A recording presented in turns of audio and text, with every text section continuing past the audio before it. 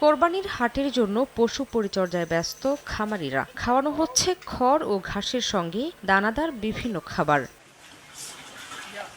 গাইবান্ধার খামারগুলোতে প্রস্তুত করা হচ্ছে মূলত ফ্রিজিয়ান, শাহিওয়াল ও দেশি ষাঁড়। জেলার প্রাণিসম্পদ বিভাগের তথ্য মতে এবছর জেলায় কোরবানির হাটের জন্য প্রস্তুত করা হচ্ছে 1,35,381টি গরু এবং 81,980টি ছাগল, যা থেকে স্থানীয় চাহিদা মিটিয়ে প্রায় 22,000 পশু অন্যত্র বিক্রি করা যাবে। পশু বিক্রির জন্য 26টি স্থায়ী ও 16টি অস্থায়ী হাটের পাশাপাশি 8টি অনলাইন হাট নির্ধারণ করা হয়েছে।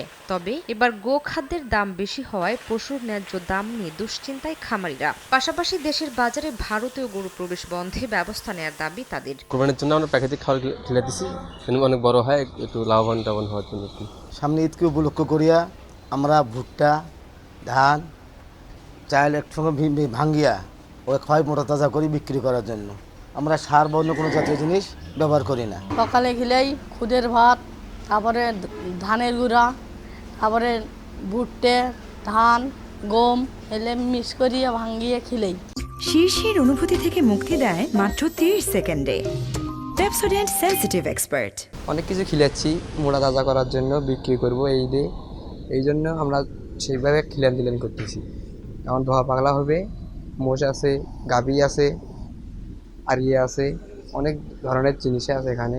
ভারতীয় গরু আসলে পরে সাধারণ কৃষকরা একটু লস করবে, তারা সেই সঙ্গে আমাদেরও লস হবে না যে তা না। তবে দেশি গরুর মানটা সবসময় একটু আলাদা থাকে, আমাদের চাহিদা থাকে। আমরা দেশি গরুই অবশ্য সব পালি এখানে।